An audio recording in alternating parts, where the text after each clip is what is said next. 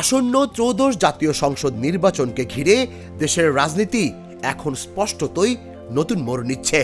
আগামী 12 ফেব্রুয়ারি ভোটের তারিখ ঘোষণার পর থেকেই ক্ষমতার সমীকরণ পুনর্গঠনে ব্যস্ত প্রধান রাজনৈতিক শক্তিগুলো। বিএনপি ও জামায়াতে ইসলামের নেতৃত্বাধীন জোটগুলোর তৎপরতায় স্পষ্ট, এবারের নির্বাচন কেবল ভোটের লড়াই নয়, বরং জোটের ভাঙাগড়া আর আসন ভাগাভাগির এক বড় রাজনৈতিক পরীক্ষা।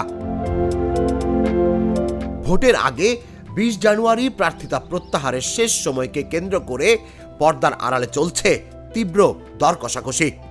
ছোট দল ভাঙা, একীভূত হওয়া কিংবা প্রতীক ভাগাভাগির মধ্য দিয়ে বিএনপি তার রাজনৈতিক বলয় দ্রুত সম্প্রসারণ করছে। একাধিক দলের শীর্ষ নেতা নিজ দল বিলুপ্ত করে ধানের শীষে নির্বাচন করছেন, যা বিএনপির একক বা সমমনা সরকার গঠনের আত্মবিশ্বাসকে আরও দৃশ্যমান করেছে।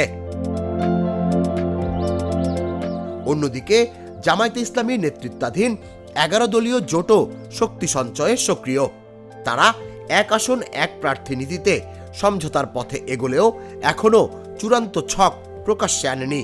তবুও 110টির বেশি আসনে সমঝোতার আলোচনা রাজনৈতিক মাঠে নতুন চাপ তৈরি করেছে। এ প্রেক্ষাপটে বেসরকারি এক জরিপে বিএনপির এগিয়ে থাকার দাবি দলটিকে স্বস্তি দিলেও শিবির সেটিকে অ্যাসাইনমেন্ট জরিপ বলে প্রত্যাখ্যান করেছে। ফলে জরিপ বনাম বাস্তবতার বিতর্ক রাজনীতির উত্তাপ বাড়াচ্ছে।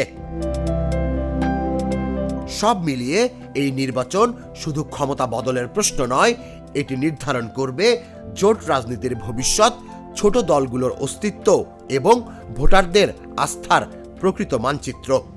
শেষ পর্যন্ত এই জটিল সমীকরণ কতটা ভোটের বাক্সে প্রতিফলিত হয় সেটি এখন বড় প্রশ্ন। তুষার ইসলাম, জাগো নিউজ।